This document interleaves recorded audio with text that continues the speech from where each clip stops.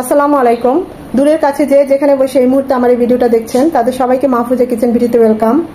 আজ কাঁঠালের মার বা কাঁঠালের পিউরি যে যেটা বলে, মোট কথা কাঁঠালের পিঠা বানাবো। খুবই সুস্বাদু হয় এবং খুবই একটা সুন্দর একটা সুঘ্রাণ এই পিঠাতে থাকে এক্সট্রা। অনেকটা তেলের পিঠার মতোই, কিন্তু খেতে খুবই মজা, খুবই মচমচে এবং সফট। প্রত্যেকটা পিঠা খুবই সফট। আমি আপনাদের একটা ভেঙে দেখাই, দেখতেই পাচ্ছেন কতটা সুস্বাদু হয়েছে। একদম সফট, তুলতুলে, একদম মুখে দিলেই গলে যাবে, মিলে যাবে এমন একটা পিঠা। তো আশা করি আপনাদের ভিডিওটা ভালো লাগবে। তো কথা না বাড়িয়ে চলুন আমরা মূল ভিডিওতে চলে যাই।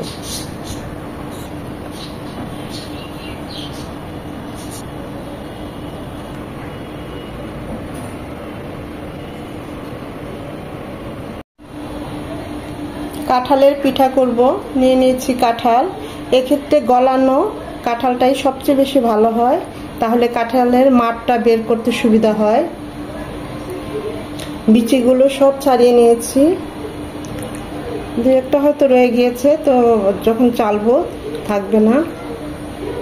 চেষ্টা করেছি সবগুলো বিচি এভাবে ছাড়িয়ে নিতে কাঁঠালের থেকে। দেখবেন একদম হলুদ রসালো টসটসে, একদম একটু গালানো গালানো যে কাঁঠালগুলো, তার থেকে মাঠটা বের করতে সুবিধা হয়। আর ওই কাঁঠাল দিয়েই পিঠাটা বানালে খুব মজা হয়। সেজন্য এরকম স্ট্রেনার নিয়ে নিতে পারেন, যার হাতের কাছে যেটা থাকে। তা আমি বড় ছিদ্রিওয়ালা এরকম একটা নিয়েছি, যেন সব দিক থেকে পড়ে এবং তাড়াতাড়ি হয়। এগুলোতে একটু দেরি হয়, ছোট ছোট ছিদ্র, কষ্ট বেশি হয়, সময় সাপেক্ষের ব্যাপার।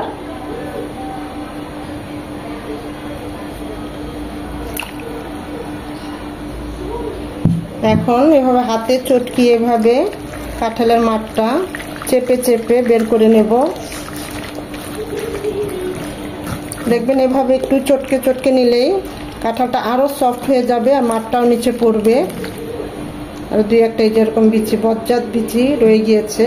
আমি কিন্তু সবগুলো চেষ্টা করেছি বেছে নিতে, তখন পেলাম না এই কয়েকটাকে। যাই হোক, এভাবে চটকে চটকে নরম করে নিলে আরো তাড়াতাড়ি হবে।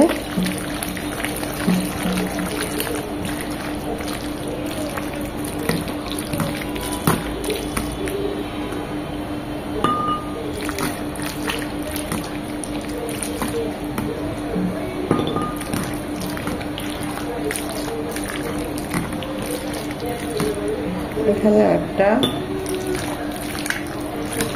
আমি কিভাবে কাজটা করছি আপনারা হয়তো দেখে বুঝতে পারছেন যে যাও একটু শক্ত শক্ত থাকবে সেগুলো সফট হয়ে যাবে আমার হাতে চটকানোর ক্ষেত্রে। এক্ষেত্রে যদি আরো নরম কাঁঠাল হয় তাহলে আরো সুবিধা হয় এই মাঠটা বের করতে। এই যে দেখুন মাঠটা পড়ছে, ঠিক এভাবে আরো ভালোভাবে গালিয়ে নিয়ে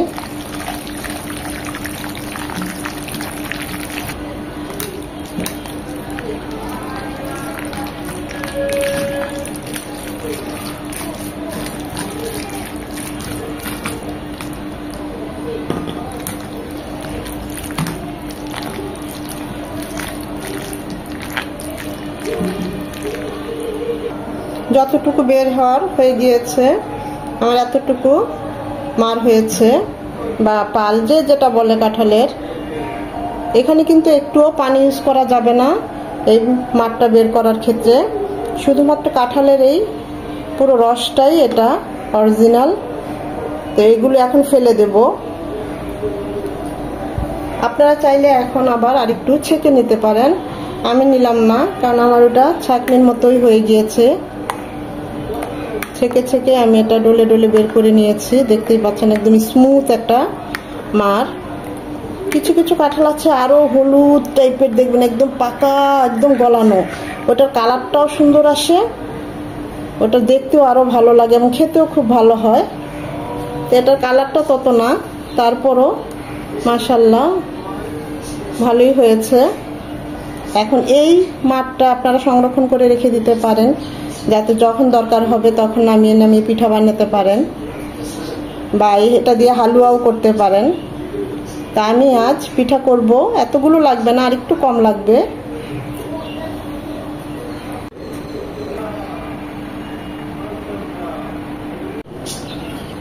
কাঁঠালের পিঠা বানানোর জন্য এখানে আমি 2 কাপ ময়দা নিয়েছি, চালের গুঁড়ো নিয়েছি, শুকনো চালের গুঁড়ো, এটা কেনা চালের গুঁড়ো। আর সাথে দিয়ে দিচ্ছি 1/2 কাপ ময়দা,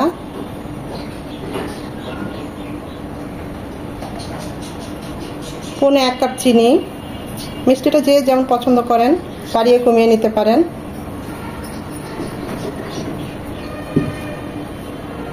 সামান্য লবণ। শুকনো উপকরণগুলো একটু ভালোভাবে মিশিয়ে নেব।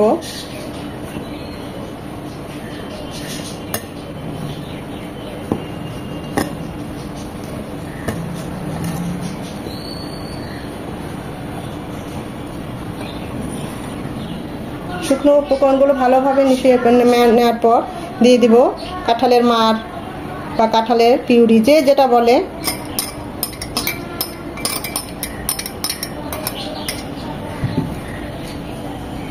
সাথে দিয়ে দিব কুসুম গরম পানি। এটা পুরোটা একসাথে দেব না, অল্প অল্প করে দিয়ে ব্যাটারটা করে নেব। একদম ঘনও হবে না, আবার পাতলাও হবে না। একবারে পানিটা দিতে যাবেন না, তাহলে পাতলা হয়ে যেতে পারে।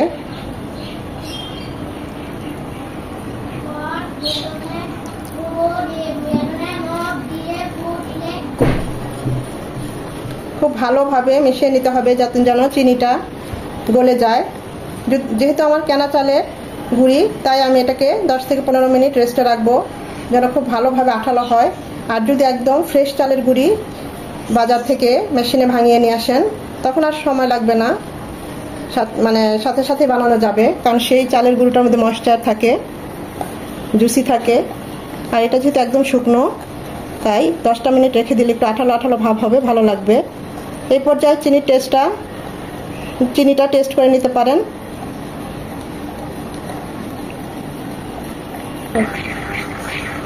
খুব ভালোভাবে মিশিয়ে নেওয়ার পর আমাদের ব্যাটারটা এরকম হয়েছে, এইরকমই থাকবে, যেহেতু একটু বোড়া টাইপের হবে, লিকুইড একদম হবে না। দেখতেই পাচ্ছেন আমাদের ব্যাটারটা কিরকম হয়েছে। এখন এটা আমি 10 মিনিট রেস্টে রেখে দেব। 10 মিনিট পর আবার একটু নেড়ে নেব পিঠাগুলো বানানোর আগে, এভাবে।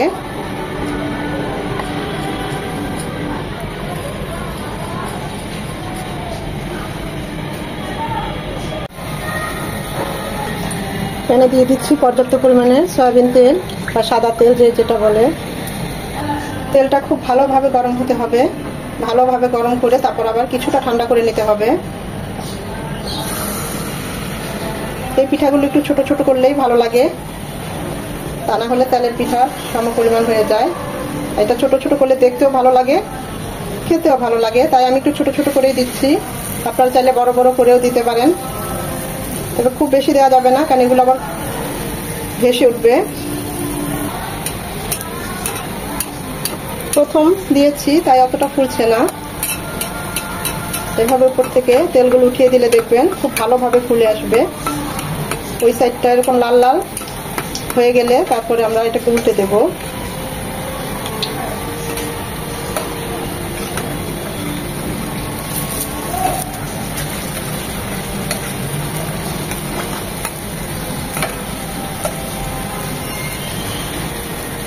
ওই পাশটা এরকম কালার চলে আসলে তারপর নামিয়ে নেব।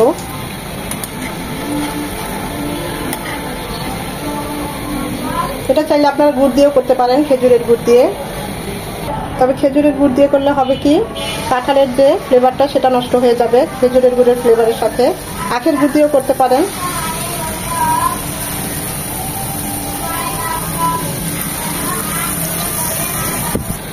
এই প্যানটা পুরনো হয়ে গিয়েছে, তাই উঠে আসছে না তাড়াতাড়ি।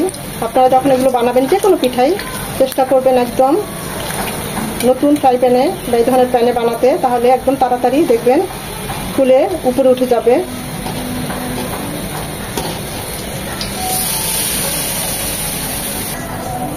খুব বেশি ডার্ক করা যাবে না, তাহলে তেতো লাগবে খেতে।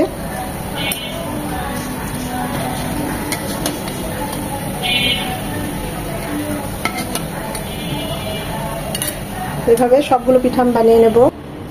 আমাদের কাঁঠালের পিঠাগুলো বানানো হয়ে গিয়েছে, দেখতেই পাচ্ছেন কতটা লোভনীয় হয়েছে, অসাধারণ হয়েছে। কাঁঠালের সুঘ্রাণে মানে মোমো গন্ধে পুরো ঘর ছেয়ে গেছে, অসম্ভব ভালো হয় এবং খুবই ঝটপটে এবং সুস্বাদু এই পিঠাটা, এবং খুবই সফট, দেখতেই পাচ্ছেন একদম সফট।